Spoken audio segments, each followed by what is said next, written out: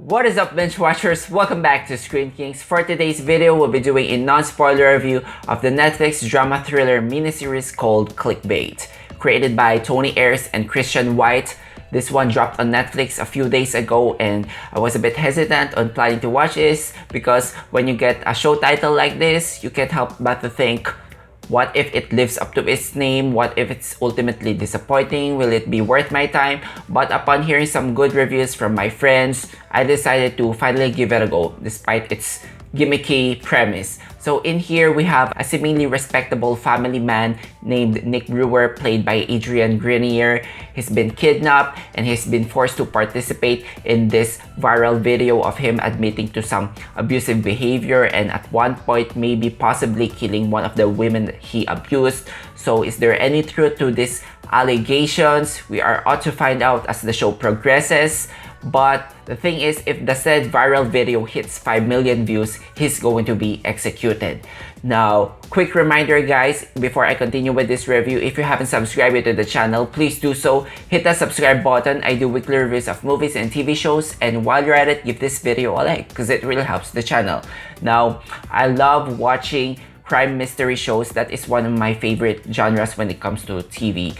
And this one, it's got everything when it comes to becoming an elaborate standard whodunit. False leads, red herrings, misconceptions, betrayals, lies. Each episode, by the end of it, has its cliffhanger or some big juicy revelation that makes you want to click that next episode immediately. So I was just hooked from start to finish. You can actually finish this in one sitting if you wanted to.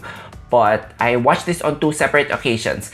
And the thing is, apart from building that whodunit mystery, it's also obsessed on giving this mysterious picture of who Nick is. A lot of accusations will be thrown at him. Is there really a dark side of him that he only lets loose on the internet?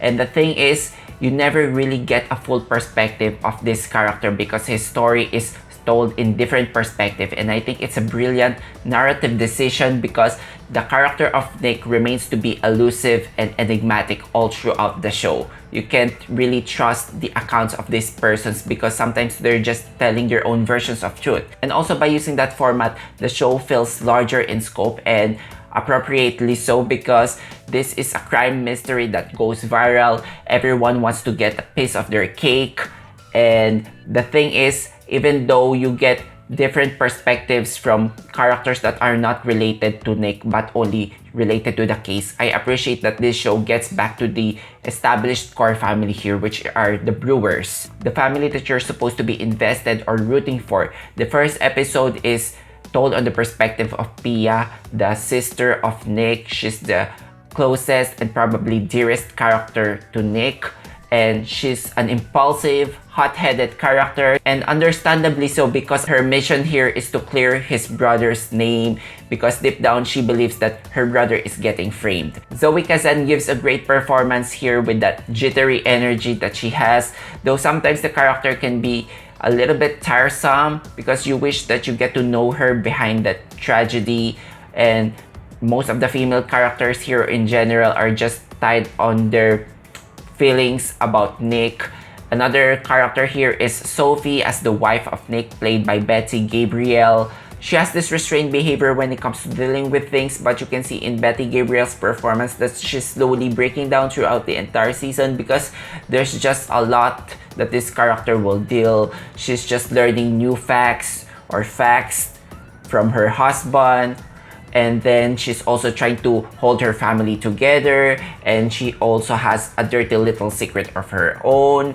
And the show makes a point that a character like Pia, because she's a white woman, she can go hysterical. She affords to do that. But however, Sophie is a black woman and she can't do so. So, you know, there's some undertones there of racial discrimination. And speaking of, there's another character here of another ethnicity, Detective Roshan, played by Phoenix Raei. I like this character despite being ambitious and sometimes overly eager to crack the case just to get the promotion that he wanted. But I've never seen a Muslim American playing a detective before. People with Iranian descent are often portrayed on the other side of things, such as being a terrorist. So I think this is a welcome change, and we get to have a pick on his home life. I just wish that this character has a more payoff towards the end, because I felt like we get to learn some interesting things about this character which are never really brought back again. Now, one of the core thematic concerns of this show is examining the digital world that we live in.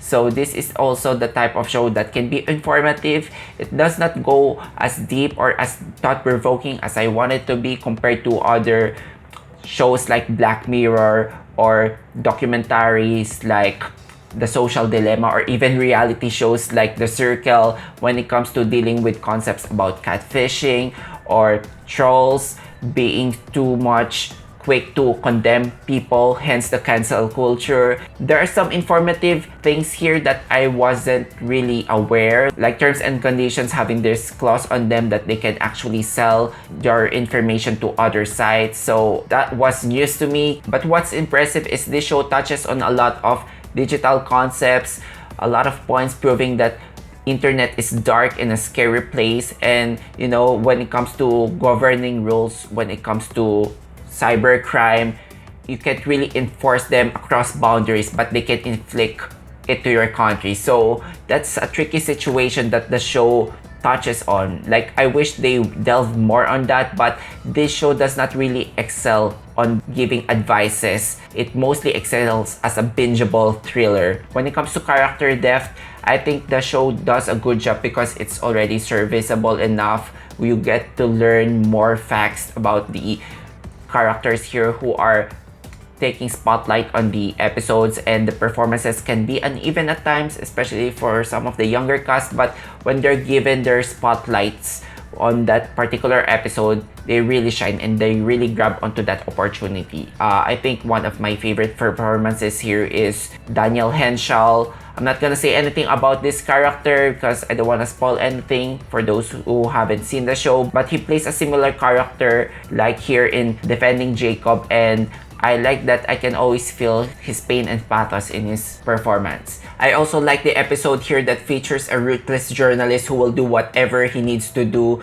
to get ahead of that story. As a whole, this show just goes into different twists and turns, but the thing is, when it gets to that final episode, I think they did a great job on explaining on how it went down, though I needed some character insights on why these things need to happen. But for me, I was very much satisfied on how the whole story played out. The only thing that I have against this show is I've already seen a much superior, better murder mystery earlier this year, which is Mayor of Easttown. Better when it comes to plot convolutions, foreshadowing, and character study and pathos, because in here the characters, they seem to be a bit generic and you felt like you'd never really get to know them beyond the tragedy and beyond what the narrative needs from them. So unlike that show, I was more invested heart and soul to Mayor of Easttown. Clickbait, on the other hand, is not prestige TV by any means, but it remains to be highly addictive, definitely bingeable, and engages you at the moment. So I'm gonna give this one a 3.5 out of 5 stars. There's just a lot of big ideas here that are thrown around, and I want the show to explore them more vigorously, but it did not. So yeah, I'm going for that rating. But how about you guys? Have you seen this show? Let me know what you think on the comment sections down below. Also, if you enjoyed watching this video, hit the like button and subscribe to me for weekly content. Thank you so much guys for watching. Until then, I'll see you all on the next video.